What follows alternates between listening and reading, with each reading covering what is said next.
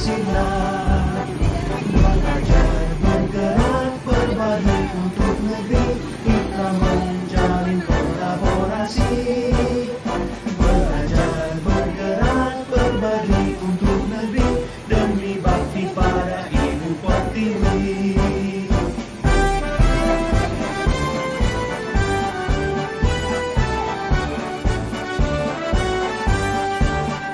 Bulatkan tekad, kuatkan hati, negeri ini memanggilmu kawan. Belajar bergerak berbagi untuk negeri, guru penggerak majukan pendidikan. Guru penggerak menghamba pada murid, kreatif rancang pembelajaran. Hargai potensi, tingkatkan prestasi, lahirkan profil pelajar Pancasila. Belajar bergerak berbagi untuk negeri, kita menjalin kolaborasi. Belajar bergerak berbagi untuk negeri, demi bakti pada Ibu Pertiwi. Belajar bergerak berbagi untuk negeri, kita menjalin kolaborasi. Belajar bergerak berbagi untuk negeri, demi bakti pada Ibu Pertiwi. Demi bakti pada Ibu Pertiwi.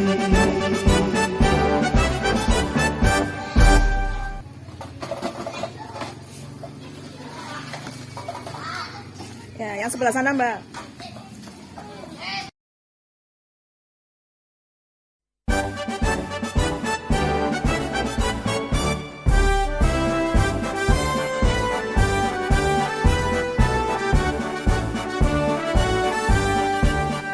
Bulatkan tekad, kuatkan hati, negeri ini memanggilmu kawan. Belajar bergerak berbagi untuk negeri, guru penggerak majukan pendidikan. Guru penggerak menghamba pada murid, kreatif rancang pembelajaran. Hargai potensi, tingkatkan prestasi, lahirkan profil pelajar Pancasila. Belajar bergerak berbagi untuk negeri, kita menjalin kolaborasi. Belajar bergerak berbagi untuk negeri, demi bakti pada Ibu Pertiwi.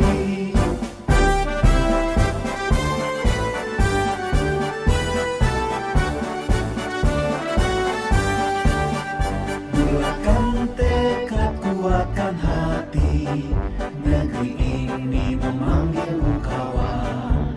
Belajar bergerak berbagi untuk negeri, guru penggerak majukan pendidikan. Guru penggerak menghamba pada murid, kreatif rancang pembelajaran. Hargai potensi, tingkatkan prestasi, lahirkan profil pelajar Pancasila.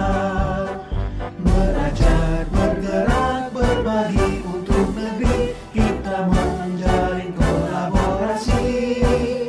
Belajar bergerak berbagi untuk negeri, demi bakti pada Ibu Pertiwi. Belajar bergerak berbagi untuk negeri, kita menjalin kolaborasi. Belajar bergerak berbagi untuk negeri, demi bakti pada Ibu Pertiwi. Demi bakti pada Ibu Pertiwi.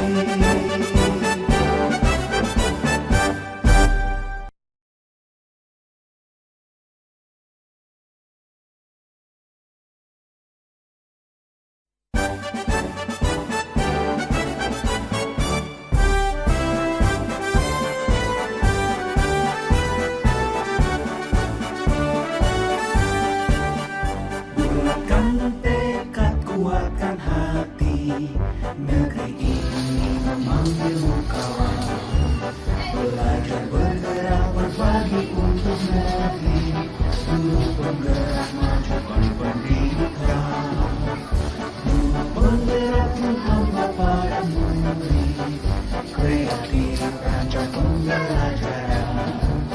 kembali lagi. Raffi kembali lagi, Pi. Prestasi, lahirkan profil pelajar Pancasila.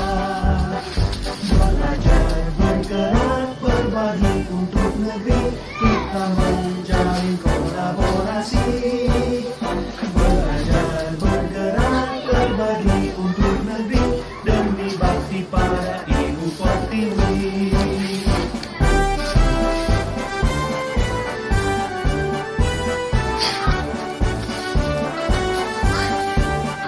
Bulatkan tekad, kuatkan hati, negeri ini memanggilmu kawan. Belajar, bergerak, berbagi untuk negeri, guru penggerak majukan pendidikan. Guru penggerak menghamba pada murid, kreatif rancang pembelajaran. Hargai potensi, tingkatkan prestasi, lahirkan profil pelajar Pancasila. Belajar, bergerak, berbagi untuk negeri, kita menjalin kolaborasi. Belajar, bergerak, berbagi untuk negeri, demi bakti pada ibu pertiwi.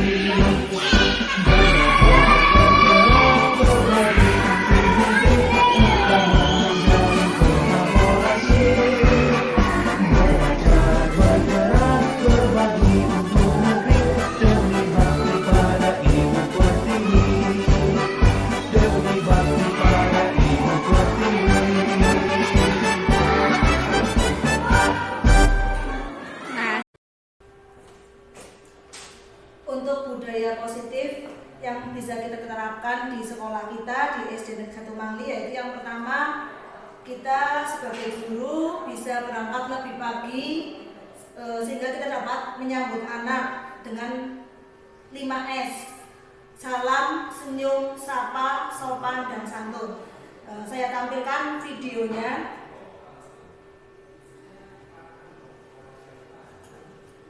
Di sini saya sebagai guru datang lebih awal, kemudian siswa yang masuk kita sapa dan kita beri senyum, dan di situ siswa berjabat tangan dengan guru.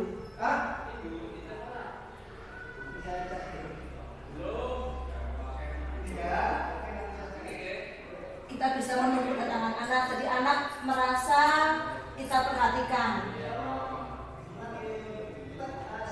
Bisa disimak pada video.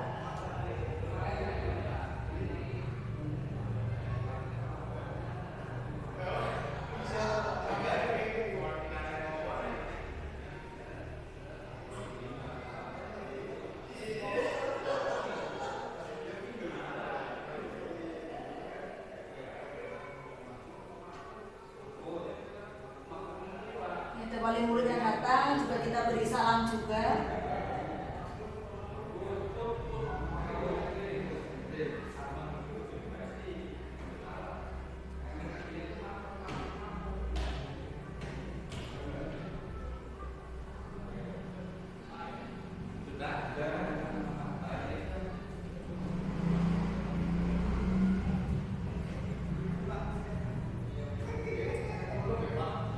Kemudian untuk yang lain, yaitu video untuk antri, budaya antri, yaitu siswa yang sebelum masuk ke kelas dibariskan dulu, ya, kemudian disiapkan oleh ketua kelas, kemudian anak masuk secara urut, secara antri, kemudian bersalaman dengan guru. Bisa dilihat pada video.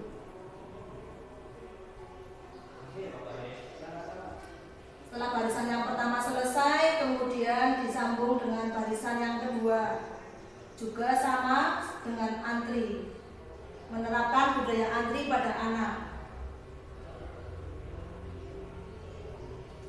Kemudian untuk ketua kelas yang terakhir masuk.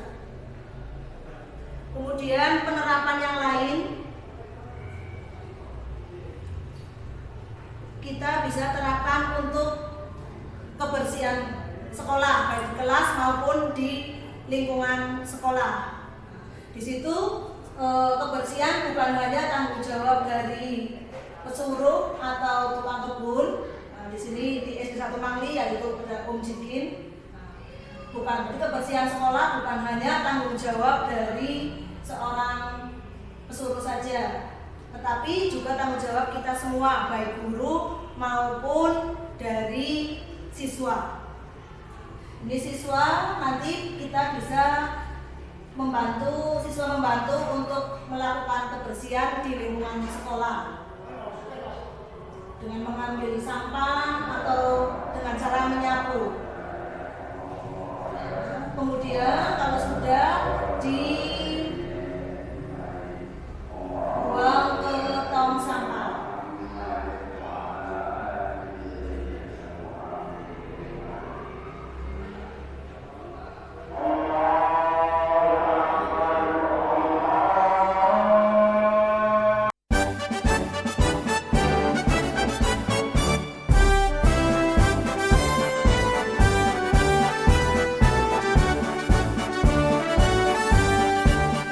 Bulatkan tekad, kuatkan hati, negeri ini memanggilmu kawan. Belajar bergerak berbagi untuk negeri, guru penggerak majukan pendidikan. Guru penggerak menghamba pada murid, kreatif rancang pembelajaran. Hargai potensi, tingkatkan prestasi, lahirkan profil pelajar Pancasila. Belajar bergerak berbagi untuk negeri, kita menjalin kolaborasi. Belajar bergerak berbagi untuk negeri, demi bakti pada Ibu Pertiwi.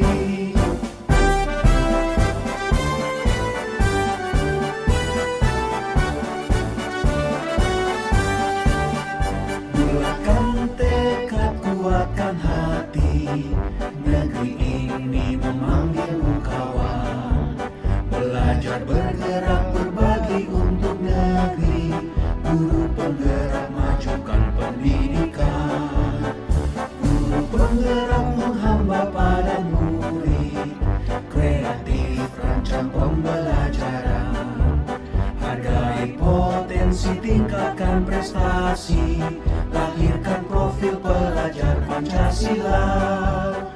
Belajar bergerak berbagi untuk negeri, kita menjalin kolaborasi.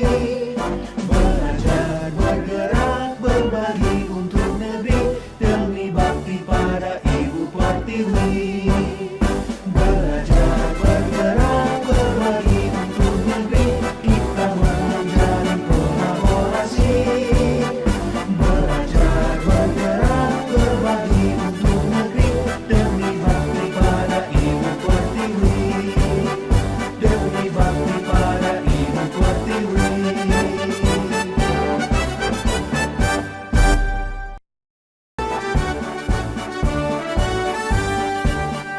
Bulatkan tekad, kuatkan hati, negeri ini memanggilmu kawan. Belajar bergerak berbagi untuk negeri, guru penggerak majukan pendidikan. Guru penggerak menghamba pada murid, kreatif rancang pembelajaran. Hargai potensi, tingkatkan prestasi, lahirkan profil pelajar Pancasila. Belajar bergerak berbagi untuk negeri, kita menjalin kolaborasi. Belajar bergerak berbagi untuk negeri, demi bakti pada Ibu Pertiwi.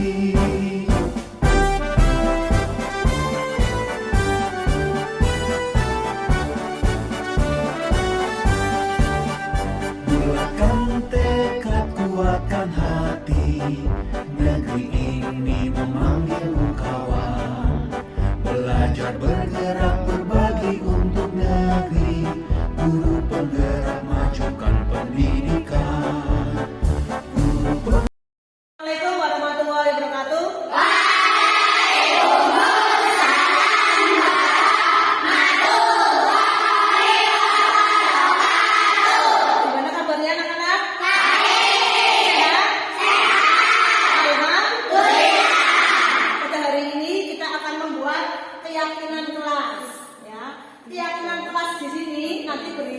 tentang nilai-nilai kebajikan atau nilai-nilai kebaikan yang kalian sepakati. Ya. Keyakinan kelas dibentuk untuk menertibkan siswa biar kalian jadi tertib. Menertibkan siswa di sini bukan berarti dengan paksaan, ya, tapi lebih kepada tanggung jawab dari setiap siswa. Jadi keyakinan kelas itu biar kalian lebih bertanggung jawab selama kalian belajar. Ya. Karena dengan keyakinan kelas dibentuk secara bersama-sama. Maka dari itu sudah menjadi tanggung jawab kalian sebagai siswa untuk menaati semua yang ada di dalam keyakinan kelas tanpa adanya paksaan. Paham? Kemudian fungsi keyakinan kelas. Apa sih fungsi keyakinan kelas itu? Fungsi keyakinan kelas adalah untuk mengendalikan diri kalian dan guru juga, ya, agar siswa dan guru bisa belajar, bisa bersikap dengan baik, baik di mana? Sekolah maupun di luar sekolah. Nanti Bu Guru akan bagi kertas warna-warni ini. Nanti kalian isi dengan keyakinan kelas yang akan kalian sepakati. Ya, saya bagi satu-satu.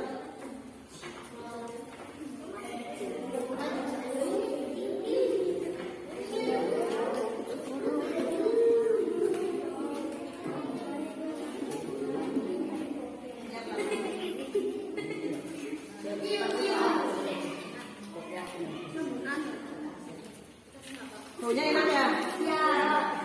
Tahu kan? Nanti diisi dengan nilai-nilai kebajikan yang ada.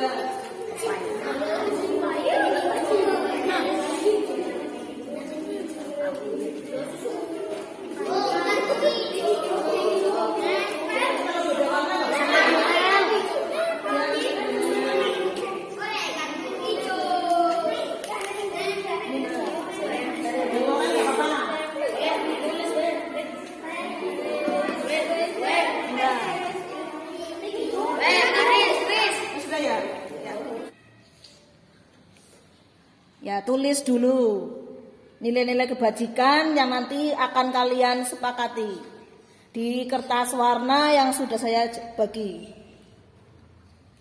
Jaga jarak ya itu ya matanya, biar nanti matanya enggak terkena. Udah selesai?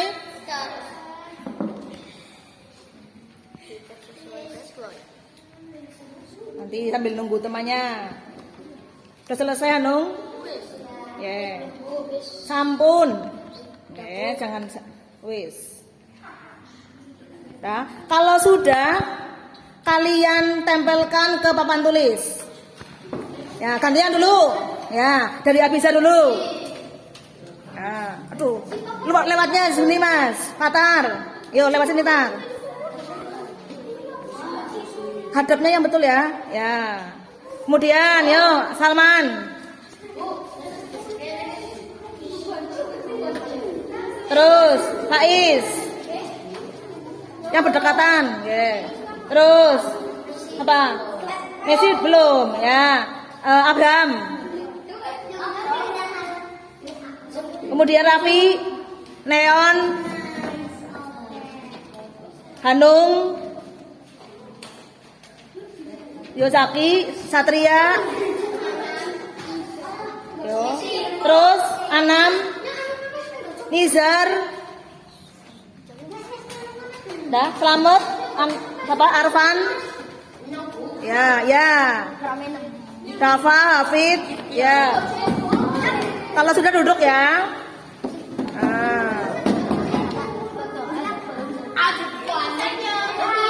Yuk, lanjut yang perempuan.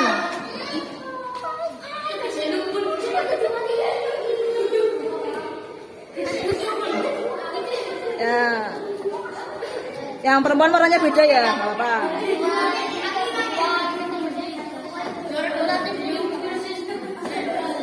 Ya, udah semuanya? Ya, untuk keyakinan kelas yang telah kalian sepakati sama, berarti nanti kalian bersikap sesuai dengan keyakinan kelas ini. Ya, jangan sampai bersikap tidak tertib. Ya, yang pertama, jujur, apa ini? Saat mengerjakan ulangan. Berarti mengerjakan sendiri. Jangan minta contekan dengan teman. Paham? Yang kedua, pikir sulit jadwal. Hari Senin siapa, Selasa siapa, sampai hari Sabtu. Jangan sampai jadwalnya piket malahan lagi. Ya. Yang ketiga, membuang sampah pada tempatnya. Kalau habis makan, habis jajan, sampahnya dibuang ke tempat sampah. Kalau melihat sampah, di bawah misalkan, nanti kalian ambil secara langsung, ambil terus buang ke tong sampah. Yang keempat, jaga lingkungan kelas tetap bersih. Dijaga pagi hari disapu. Nanti pada saat pulang juga disapu. Kalau melihat sampah langsung diambil. Paham? Yang kelima, budayakan kerjasama dengan sehat. Kalau berkelompok, lagi diskusi, berarti kerjasama, ya. Kemudian yang ke berapa ini? 6. Berdoa sebelum dan setelah belajar. Berarti pada saat pagi hari sebelum pembelajaran dimulai dengan berdoa. Nanti pulang sama diakhiri dengan berdoa. Kemudian yang ke-7, memakai seragam sesuai jadwal. Hari Senin Selasa apa? Merah putih. Rabu Kamis batik. Jumat Sabtu pramuka. Ya kalau hari Kamis ada apa? Olahraga. Tapi tetap ya pakai olahraga. Habis itu ganti dengan pakaian batik. Yang berikutnya datang tepat waktu. Tidak boleh terlambat. Bisa bangunnya lebih pagi. Terus membantu teman yang kesulitan. Kalau ada teman kesulitan, dibantu. Ya. Kemudian mengerjakan PR dan tugas tepat waktu. Kalau ada PR dikerjakan. Jangan sampai bu guru sudah masuk, kalian PR-nya belum dikerjakan. Terus yang terakhir di sini menghormati guru dan teman. Saya sebagai orang yang lebih tua, saya harus menghormati kalian. Kalian juga menghormati saya. Kalau bu guru lagi menerangkan, kalian apa? Dengarkan. Paham? Di sini ada 11 nilai keyakinan kelas yang telah kalian sepakati. Sepakat? Terima kasih. Semoga kita semua bisa menjalankan nilai-nilai ini dengan tertib. Ya, itu saja dulu. Saya akhiri. Wassalamualaikum warahmatullahi wabarakatuh.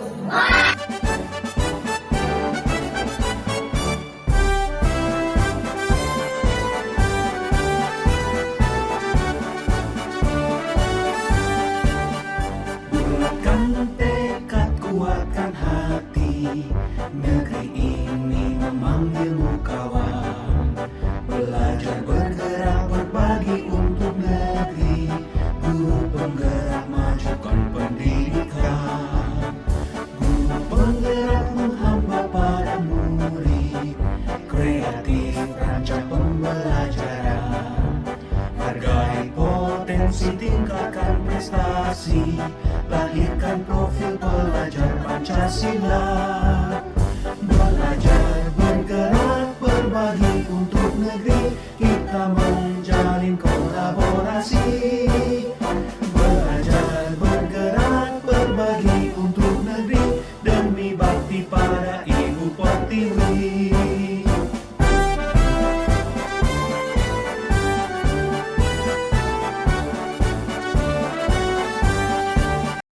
Febi, kenapa kamu tadi ketiduran saat ibu menjelaskan materi? Saya mengantuk, Bu. Emang kamu tidur jam berapa? Kamu pasti punya alasan kenapa kamu melakukan hal itu. Saya selalu tidur jam 11 malam ke atas, Bu. Karena saya bosan. Ibu dan Bapak sibuk. Akhirnya online membuka-buka medsos. Saya tahu, semua orang pasti punya masalah. Maafkan saya, Bu. Ya sudah, jangan menangis. Kamu nanti selesaikan ya bersama orang tuamu. Baik, Bu. Terima kasih. Apa yang kamu ketahui tentang keyakinan kelas yang kamu sepakati bersama teman sekelasmu? Iya, Bu. Saya akan memperbaiki kesalahan yang sudah saya buat dan tidak akan mengulanginya lagi. Saya akan tidur lebih awal dari biasanya supaya saya tidak mengantuk lagi saat ada di dalam kelas. Dan saya mengerti dengan posisi orang tua saya yang sibuk ternyata untuk saya. Ya sudahlah, silakan kembali ke kelas. Semangat ya. Baik, Bu. Assalamualaikum warahmatullahi wabarakatuh. Alhamdulillahirrabbilalamin. Wassalatu wassalamu ala asrofil anbiya'i wal mursalin wa ala alihi wa sahbihi ajmain, amma ba'du.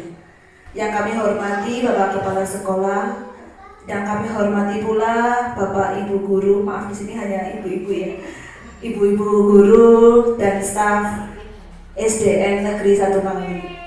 Pertama-tama, marilah kita panjatkan puja dan puji syukur kehadirat Allah Subhanahu wa Ta'ala yang telah melimpahkan rahmat dan hidayahnya kepada kita semua, sehingga pada hari ini kita dapat berkumpul dalam acara diseminasi aksi nyata modul 1.2 budaya positif. Sebelumnya, perkenalkan, nama saya Ardia Mustika Weni. Saya sendiri calon guru penggerak kelas 178 kelompok A1 untuk angkatan 9. Terima kasih atas kedatangan Bapak Ibu semua. Yang kedua, sholawat dan salam tak lupa kita haturkan kepada junjungan kita Nabi besar Muhammad SAW. Langsung saja, untuk hari ini kita akan membahas tentang budaya positif. Banyak budaya positif yang kita lakukan di sekolah. Di antaranya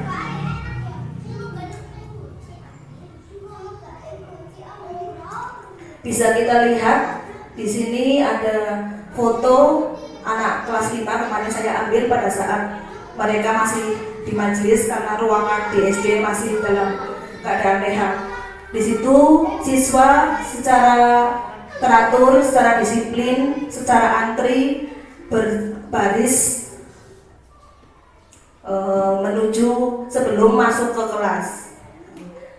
Di situ bisa kita lihat menerapkan budaya positif antri, budaya positif berbaris dengan rapi sebelum masuk ke kelas dan sebelumnya disiapkan oleh ketua kelas. Kemudian setelah rapi, peserta didik masuk dan sebelumnya berjabat tangan dengan guru. Untuk hari ini saya akan membahas yang pertama, perubahan paradigma belajar. Yang kedua, disiplin positif. Yang ketiga, motivasi perilaku manusia. Kemudian yang keempat, keyakinan kelas. Yang berikutnya, posisi kontrol guru. Dan yang terakhir, tentang segitiga restitusi.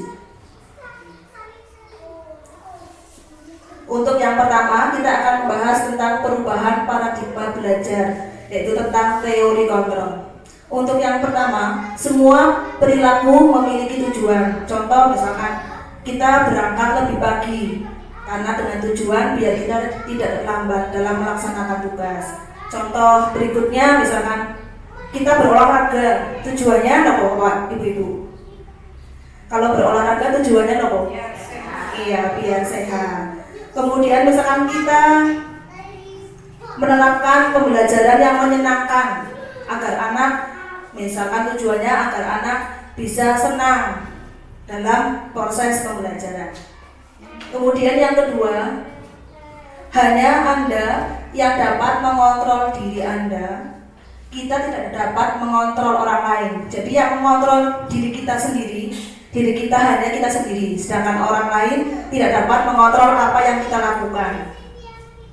Orang lain hanya memberi pengaruh, tapi tetap keputusan pada diri kita sendiri.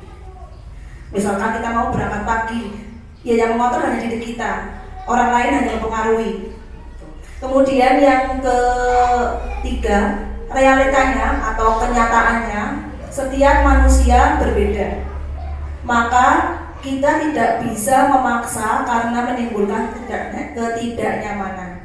Ya kenyataannya banyak ya kadang orang berperilaku kemudian tidak sesuai dengan hati nurani kita. Mungkin di hati kita kadang dongkol, jengkel, tapi gimana lagi karena setiap orang punya karakter yang berbeda-beda. Dan mungkin hanya institusi, mungkin karena ada peraturan sehingga mungkin bisa ditegur oleh atasan dan sebagainya. Tapi tetap semua kembali ke diri kita sendiri. Tapi di sini tetap ya, kadang karena tidak sesuai dengan hati nurani pasti menimbulkan ketidaknyamanan. Kemudian yang kedua, kita akan membahas tentang filosofi KHD. KHD itu Ki Hajar Dewantara, tokoh pendidik. Oke. Untuk yang pertama, semua anak terlahir dengan bakatnya masing-masing. Contoh di sekolah kita ada drum band, ada pramuka, dan lain sebagainya. Ada anak yang berbakat di bidang musik, di bidang nyanyi. Kalau di bidang musik berarti nanti kita salurkan ke drum band. Kemudian yang berbakat di bidang pramuka, kita salurkan ke ekstrakurikuler pramuka. Yang kita berbakat di bidang agama, misalkan ada tartil, ada kiroat mungkin yang lebih tinggi lagi, kemudian ada pidato dan sebagainya, kita salurkan ke nanti biasanya dibimbing oleh guru agama, dibantu dengan guru kelas yang lain. Kemudian yang kedua, tugas guru menuntut bakat agar anak tumbuh dengan selamat dan bahagia. Tadi berarti anak yang berbakat dibimbing oleh bapak ibu guru yang juga otomatis memiliki bakat juga. Karena nggak mungkin kalau guru tidak berbakat bimbing ya. Tapi setiap guru biasanya punya bakat. Karena kita tahu sendiri kalau di sekolah dasar kan biasanya dikenal dengan guru serba bisa ya Bu. Guru serba bisa, harus bisa menyanyi, harus bisa musik, harus bisa pidato, all round katanya Bu, kata Bu Atul. Semuanya serba bisa. Kalau di SMP mungkin beda ya, bidangnya sendiri-sendiri. Kalau di SD lebih berbakat lagi. Kemudian yang ketiga, guru ibarat petani, anak ibarat biji jagung. Jadi petani di sini menentukan biji jagung itu akan menjadi apa ya? Akan menjadi jagung yang bagaimana? Jagung yang buahnya besar, jagung yang rasanya manis atau sebagainya. Sama seperti guru juga menentukan anaknya mau dijadikan seperti apa. Anak yang cerdas, anak yang kritis, anak yang karakternya baik, anak yang wajahnya bahagia. Nah, biasa seperti saja juga bisa. Di situ yang menentukan guru. Ya, makanya guru itu harusnya ya emang dibuku dan ditiru. Kemudian yang keempat, kodrat alam dan kodrat zaman. Kodrat alam yang dimaksud di sini bahwa anak itu kan apa ya, suka bermain. Apalagi yang di usia sekolah dasar. Anak dari kelas 1 sampai kelas 6 usianya biasanya suka bermain, terutama dari kelas 1 sampai kelas 3 yang masih kelas tingkat rendah, suka bermain, sehingga guru dituntut untuk ya gitu menerapkan strategi pembelajaran dengan bermain sehingga siswa lebih senang, lebih bahagia dalam menjalankan proses pembelajaran. Kemudian kodrat zaman. Seperti kita tahu bahwa kita sekarang lebih ke IT, lebih ke teknologi informatika. Makanya tadi kemarin kelas 5 sudah melaksanakan ANBK dengan menggunakan komputer. Hanya di sini menggunakan Chromebook. Alhamdulillah dapat bantuan ya, sehingga kita bisa memanfaatkan teknologi itu. Di samping itu Chromebook tadi bisa digunakan untuk bermain game. Bukan bermain game yang kurang bermanfaat kayak tetap ya, sebenarnya kayak bermain game tetap bermanfaat ya. Cuma kita lihatnya dari posisi apa dulu. Kalau kemarin yang saya terapkan itu bermain game untuk menjawab soal. Ada 10 soal, setiap 3 soal nanti ada apa bonusnya. Bonusnya misalkan ada kali 100, kali 200, tapi ada yang dipotong waktunya juga bisa. Sehingga anak tidak merasa tes, tapi merasa sedang bermain game, padahal mereka sedang dites. Kemudian yang berikutnya, berpihak pada murid. Berarti pembelajaran itu berpihak pada murid, sehingga murid merasa senang dalam mengalami proses pembelajaran. Sebagai contoh, di sini siswa kelas atas sedang berdiskusi, mereka berdiskusi misalkan dalam pelajaran tertentu. Di sini guru hanya sebagai fasilitator saja. Kemudian pembelajaran bisa dilakukan di luar sekolah, biar anak tidak monoton di dalam sekolah, kadang kan merasa bosan. Bisa dilakukan di luar sekolah, di lingkungan berinteraksi dengan alam, biar dekat dengan alam. Karena kan ada mapel IPA, kalau sekarang bukan IPA tapi IPAS, ya, karena IPA dan IPS digabung. Kemudian di sini ada anak yang dengan maju ke depan, kemudian menerangkan, mengkomunikasikan. Ini sebagai keterampilan abad 21. Di sini gambarnya sedang mengkomunikasikan tentang sistem peredaran darah. Ada dua di kemarin, ada sistem peredaran darah besar dengan sistem peredaran darah kecil. Anak berkomunikasi, belajar ngomong, belajar percaya diri. Jangan hanya gurunya saja yang terus ngomong. Berikutnya contoh lain, tadi itu ngomong ya Bu, kalau nggak ngomong nggak bisa ya. Gurunya nggak ngomong. Nulis. Ya itu kalau nulis saja ya kayak kurang menyenangkan ya, kasihan anaknya. Kemudian di samping itu mereka bisa kita kenalkan tarian saman. Tidak hanya pelajaran melulu ya. Di sini tarian saman juga termasuk pelajaran seni budaya. Mereka secara bersama-sama, walaupun harusnya kan di bawah kalau tari saman, tapi di sini mereka menyalikan di atas meja tetap. Hanya saja di sini yang ditampilkan hanya anak perempuan saja, tapi semua anak laki dan perempuan menarikan tari saman. Kemudian tadi berdasarkan kodrat zaman, kita menggunakan teknologi informatika. Itu ada anak yang sedang bermain game menggunakan kerupuk yang kita punya. Kemudian ada anak yang pengenalan dan pengapresiasian kartu aksara Jawa. Kalau sekarang kan anak aksara Jawa aja kurang ya, apalagi kita gurunya aja kadang sudah lupa aksara Jawa ini urutannya seperti apa, kemudian pasangannya yang apa, kita juga lupa. Anak di sini juga kita pelajari tentang aksara Jawa. Di situ ada anak yang berdiri, ada anak yang duduk. Ada yang duduk karena di situ dia posisinya memegang pasangannya. Di sini anak nanti ambil kartu, kemudian sesuai yang diperintahkan, kata yang diperintahkan atau suku kata, kemudian mereka juga mengkomunikasikannya.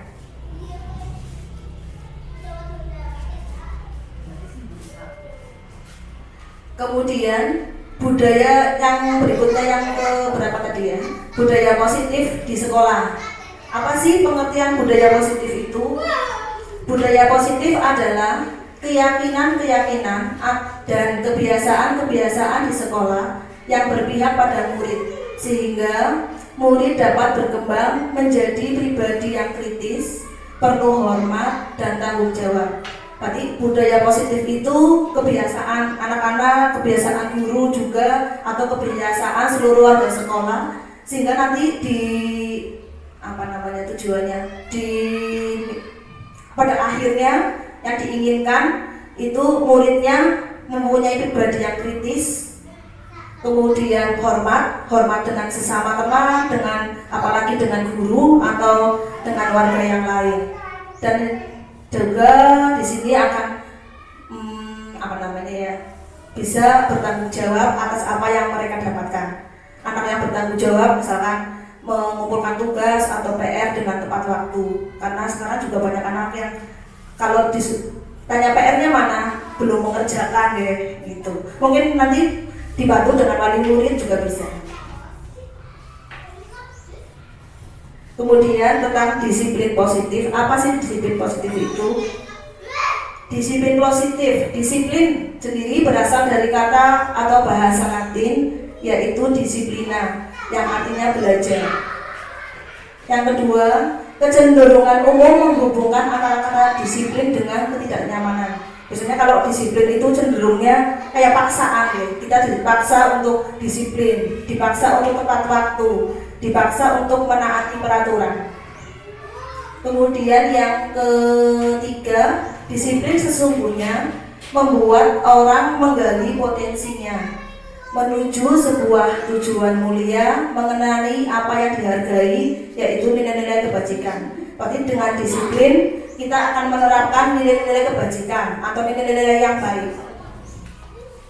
Tapi banyak ya sekarang ya yang kurang berdisiplin.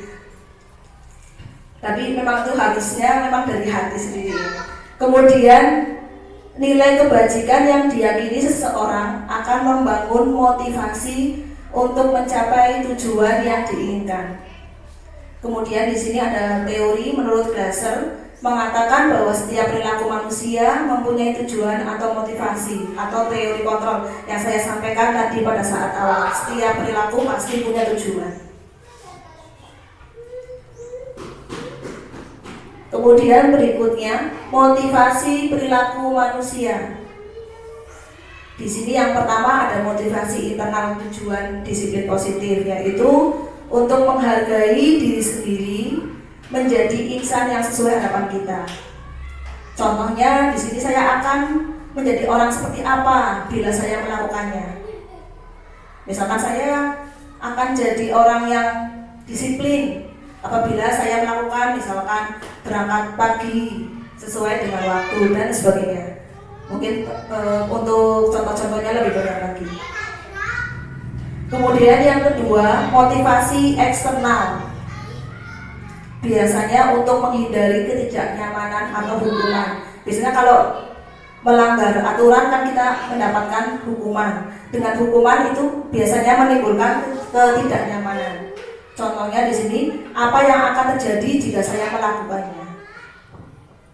Berikutnya untuk yang kedua, untuk mendapatkan imbalan dari orang lain atau instansi. Kita berangkat pagi, biasanya nanti instansi kita, misalkan dari SD, otomatis mengecap kita sebagai orang yang berdisiplin. Kemudian apa yang akan saya dapatkan apabila saya melakukannya? Kalau saya berangkat pagi, saya dapat apa? Misalnya setiap orang pasti mengharapkan seperti itu, ya. Kemudian Ki Hajar Dewantoro menyatakan untuk mencapai kemerdekaan pendidikan atau mencipta murid yang merdeka, syarat utamanya adalah harus ada disiplin yang kuat. Berarti kita dituntut otomatis kita sebagai guru diinginkan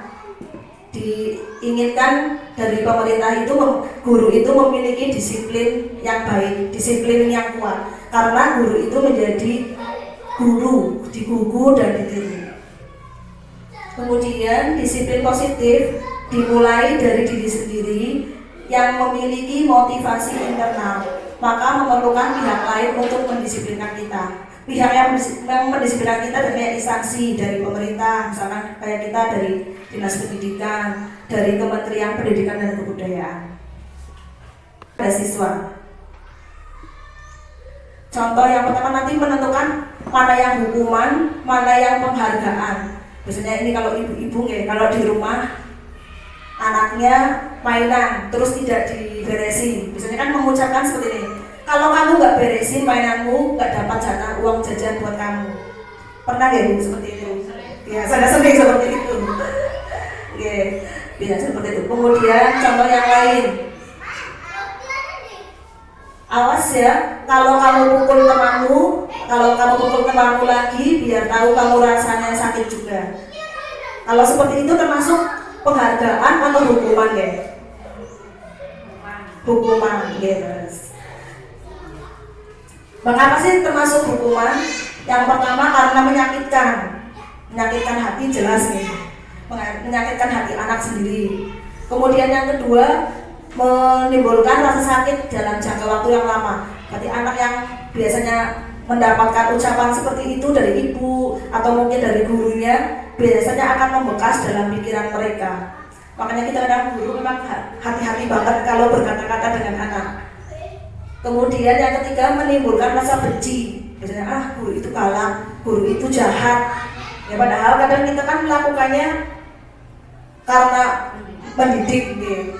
Kemudian yang berikutnya, menyakiti diri sendiri. Dan yang terakhir, merasa tidak dihargai dan merasa bersalah. Berarti kalau hukuman itu sebenarnya ya kurang bagus. Kita berarti mengucapkannya dengan lebih halus lagi. Cuma kadang kita posisinya sedang emosi juga karena capek dan sebagainya, kadang mengucapkan dengan tanpa sadar. Kemudian contoh yang lain, anak memperlihatkan tantrum ketika diajak pulang dari rumah temannya. Biasanya mereka nangis, gak mau pulang seperti ya. Ini termasuk konsekuensi. Nanti kita bisa jelaskan kepada mereka, maaf itu salah nulis ya.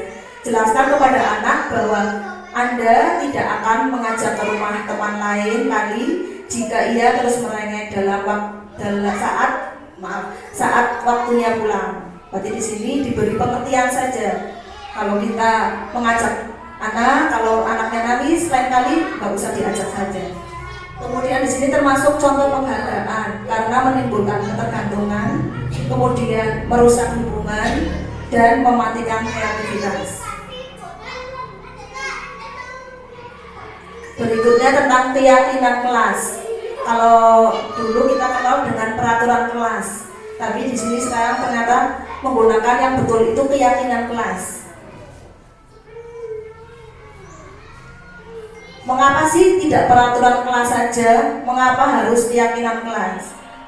Untuk mendukung motivasi intrinsik, kembali ke nilai-nilai atau keyakinan kelas lebih menggerakkan seseorang dibandingkan dengan serangkaian peraturan-peraturan. Kalau peraturan kan biasanya anak melanggar.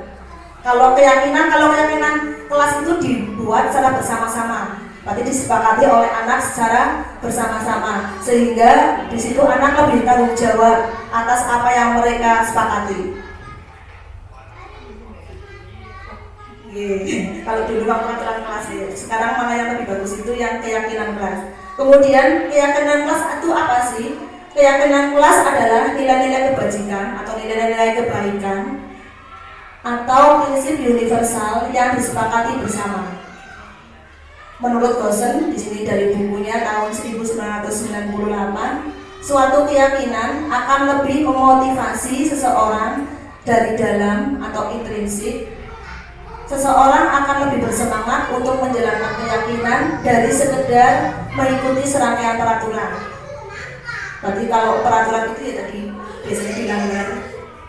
Tapi kalau keyakinan kelas karena disepakati secara bersama-sama sehingga anak lebih bertanggung jawab. Karena mereka sendiri yang menentukan peraturan keyakinannya apa.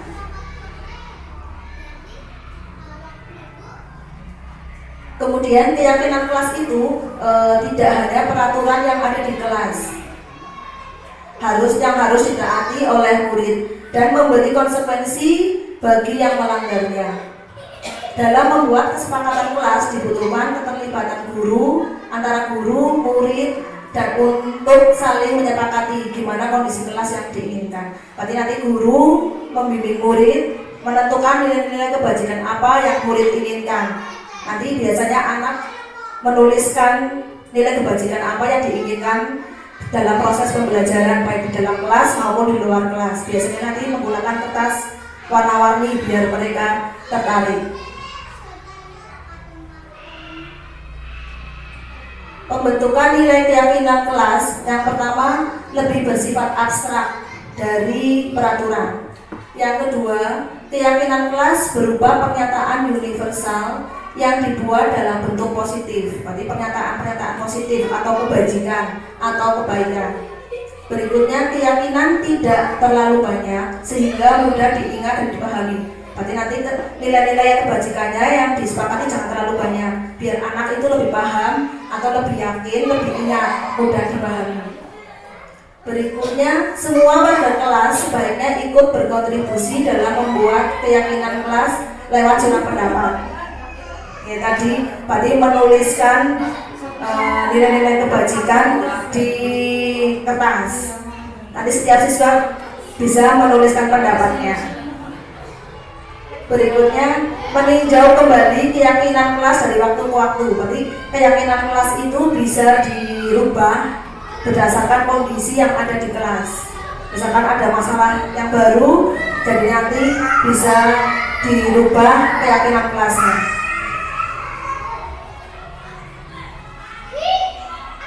membuat keyakinan kelas. Yang pertama misalkan dilarang mengganggu orang lain. Di sini berarti kita dituntut untuk saling menghargai, baik menghargai sama teman maupun menghargai dengan guru. Berikutnya misalkan kembalikan buku pada tempatnya. Misalnya nanti ada lemari di kelas, misalkan diambil dari posisi paling pojok atas rak pertama. Nanti setelah selesai pembelajaran juga dikembalikan ke posisi semula. Kemudian contoh yang lain, hadir tepat waktu 15 menit sebelum pembelajaran dimulai. Berarti ini untuk anak untuk ngomong ya, untuk ngomong Bu, untuk disiplin. Kemudian contoh yang lain, berdoa sebelum dan setelah pembelajaran. Ini berarti siswa dituntut untuk komitmen. Kemudian tidak membuang sampah sembarangan. Di sini berarti siswa untuk biar peduli dengan lingkungan yang ada, karena sekarang anak kalau habis makan biasanya buang sampah sembarangan. Di sini contoh keyakinan kelas, hanya contoh saja nih, nanti bisa diperbaiki lagi.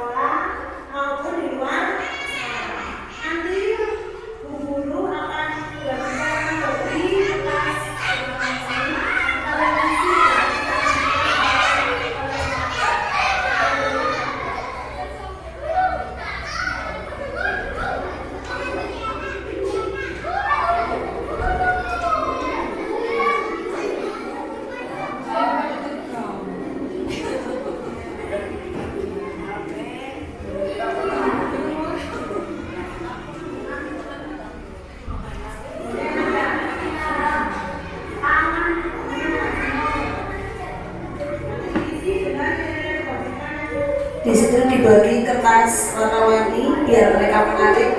Mereka menuliskan keyakinan kelas yang diinginkan.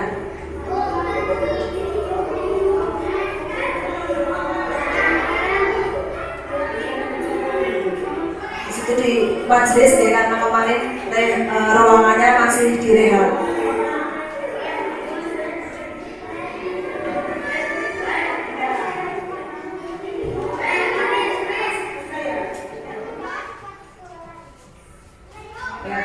Siswa menuliskan dibagikan yang nanti akan kalian sepakati di kertas warna yang sudah saya bagi.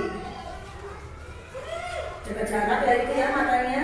Nah, sekarang itu kalau menulis kadang matanya terlalu dekat ke buku ya.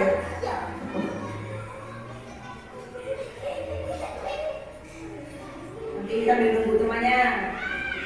Keselesaian dong. Uwis, karena jawabnya uwis, padahal kan seharusnya ya. Kalau sudah kalian tempelkan ke papan tulis. Nah, kalian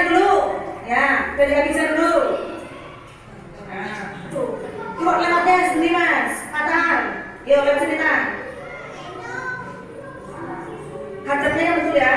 Ya. Kemudian, ayo, Salman. Terus, Faiz. Yang berangkatan. Oke. Terus, apa? Messi belum, ya. Adam.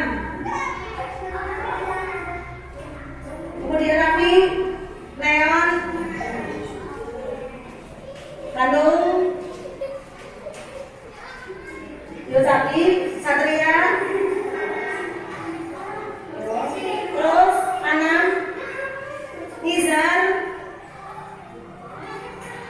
Sudah dipanggil biar lebih tertib. Arfan, ya, ya, Rafa, Afif, ya.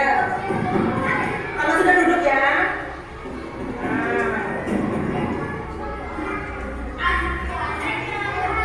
Yuk, lanjut yang perempuan.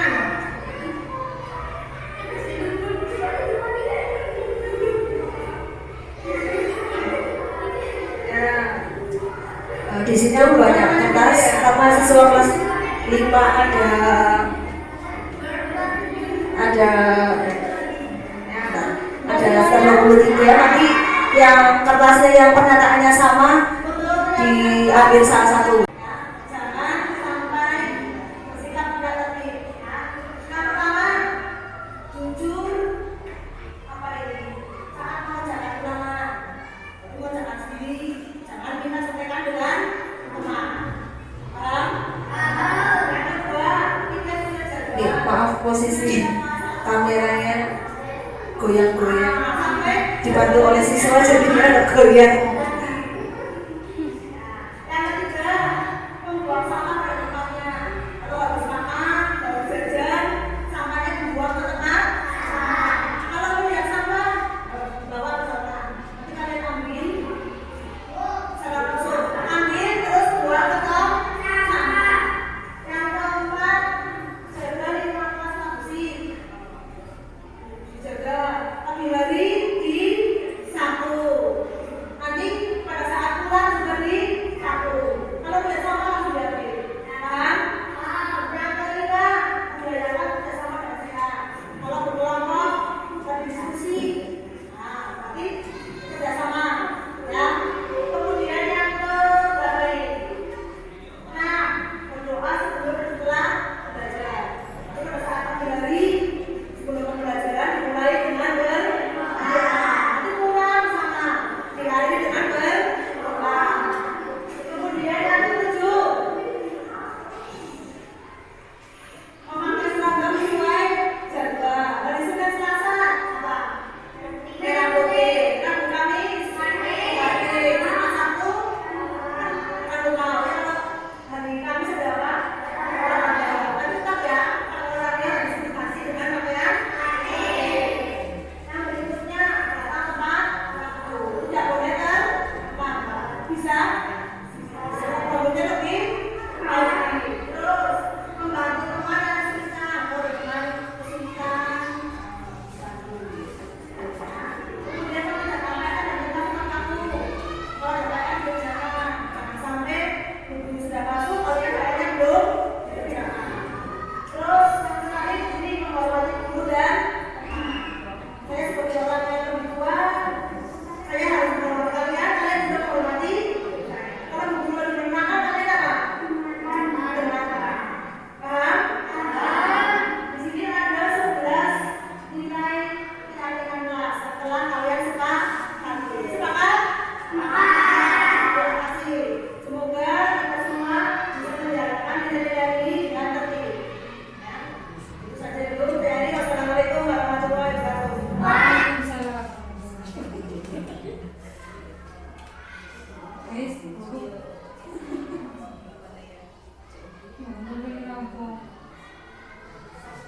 Untuk berikutnya tentang identifikasi kebutuhan dasar manusia, di sini ada 5. Yang pertama, kebutuhan bertahan hidup. Kemudian yang kedua, cinta dan kasih sayang. Kayak anak-anak kan pasti butuh kasih sayang. Kemudian yang ketiga, penguasaan. Dan yang keempat, kebebasan. Dan yang kelima, kesenangan. Berikutnya 5 posisi kontrol guru, yaitu yang pertama penghukum, Yang kedua, pembuat merasa bersalah. Yang ketiga, teman. Yang keempat, pemantau. Dan yang kelima, manajer. Kalau kita biasanya memang kalau dulu sebelum saya mengikuti CGP di sini, sering di sini menggunakan sebagai menghukum anak yang melanggar peraturan, menghukum anak yang tidak sesuai dengan peraturan yang ada. Kemudian yang kedua, membuat rasa bersalah biasanya. Sedangkan posisi yang diharapkan itu sebagai teman, karena kita sebagai guru juga berteman, anggap aja berteman dengan anak. Kemudian memantau apa yang mereka lakukan. Dan yang paling bagus, yang paling bagus itu yang sebagai manajer. Biasanya kalau posisi sebagai penghukum ini yang sering kita lakukan, kamu selalu saja terlambat, pasti selalu terakhir yang datang. Biasanya kalau ada anak yang terlambat, kita ngomong seperti itu, sehingga kita ibaratkan sebagai menghukum anak yang terlambat. Yang kedua, membuat rasa bersalah. Sebagai contoh di sini yang kita ucapkan, kamu ini bagaimana? Kamu sudah berjanji dengan ibu tidak akan terlambat lagi. Ibu benar-benar kecewa, berarti gurunya kecewa sehingga anaknya akan merasa bersalah. Kemudian yang ketiga, ini yang mudah bagus, itu kita posisi kontrol guru sebagai teman. Ya sudah, tidak apa-apa, duduk dulu sana, nanti bu guru bantu. Misalkan ada anak yang kurang menguasai, nggak bisa mengerjakan, kita tinggal katakan saja, ya sudah duduk saja, nanti bu guru bantu. Kemudian yang keempat, sebagai pemantau, misalkan ini yang diucapkan, peraturan apa saja, sanksi dan konsekuensinya apa. Kemudian yang paling bagus itu sebagai manajer, apakah kamu tahu kesalahanmu, apa rencana kamu memperbaiki kesalahan ini. Ini yang paling bagus sebagai manajer. Kemudian restitusi, apa sih pengertian restitusi itu? Restitusi adalah proses mencipta kondisi bagi murid untuk kembali pada kelompok mereka dengan karakter yang lebih kuat. Berarti kalau anak melanggar, itu kita bimbing sehingga anak karakternya lebih bagus lagi, kembali ke karakter yang baik, tidak melaksanakan ke karakter yang buruk. Kemudian yang kedua, restitusi bukan untuk menebus kesalahan. Restitusi adalah sebuah tawaran, bukan paksaan. Lebih fokus pada solusi dan mengembalikan murid yang bersalah pada kelompoknya. Di sini ada 3 tahapan dalam tahapan restitusi, bentuknya seperti segitiga, sehingga disebut segitiga restitusi. Yang pertama, yang paling bawah, yaitu menstabilkan identitas. Yang kedua, validasi tindakan yang salah. Dan yang ketiga, menanyakan keyakinan. Ini contohnya.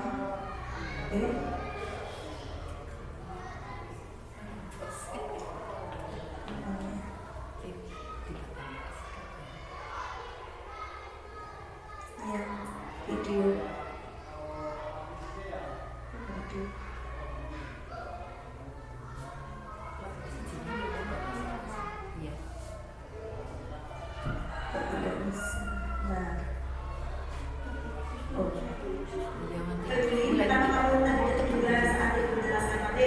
Saya mengantuk, Bu. Emang kamu tidur jam berapa? Kamu pasti punya alasan kenapa kamu melakukan hal itu. Saya selalu tidur jam 11 malam ke atas, Bu, karena saya bosan. Ibu dan bapak sibuk, anaknya online membuka medsos. Saya tahu semua orang pasti punya masalah. Maafkan saya, Bu. Ya sudah, nanti selesaikan ya. Baik, Bu, terima kasih. Apa yang kamu ketahui tentang keyakinan kelas yang kamu sepakati bersama teman sekelas? Iya, Bu, saya akan memperbaiki kesalahan yang sudah saya buat dan tidak akan mengulanginya lagi. Saya akan tidur lebih awal dari biasanya supaya saya tidak mengantuk lagi saat ada di dalam kelas. Dan saya mengerti dengan posisi orang tua saya yang sibuk berminta untuk saya. Ya sudahlah, silakan kembali ke kelas. Semangat ya. Baik, Bu. Itu tadi contoh saja tentang video restitusi. Jadi kita tidak langsung menyalahkan anak, kenapa kok tidur-tiduran di kelas. Kita jangan hanya langsung menyalahkan, tapi mencari penyebabnya apa anak kok tertidur di kelas. Di situ dari videonya tadi anak tidur di kelas karena dia punya masalah dengan orang tuanya. Orang tuanya itu punya kesibukan sendiri sehingga anaknya bosan di rumah. Terus anaknya itu bermain medsos, kayak Facebook, WA, bermain TikTok kalau sekarang mungkin itu ya. Sehingga mereka tertidur sampai kemalaman, sampai mengantuk di kelas. Jadi kita jangan langsung menghukum, tapi mencari penyebabnya dulu apa. Mungkin itu saja yang dapat saya sampaikan. Mohon maaf apabila ada kesalahan. Saya di sini bukan yang paling pinter nih, tapi hanya sharing pengalaman saja. Nanti kita juga di sini saling antara guru yang satu dengan yang lain bisa saling tukar pengalaman tentang mengawali anak-anak yang bermasalah. Karena sekolah kita semoga juga bisa menjadi sekolah yang lebih berkualitas lagi, karakter anak-anaknya juga lebih baik. Mungkin itu saja yang dapat saya sampaikan. Saya Rio, wassalamualaikum warahmatullahi wabarakatuh.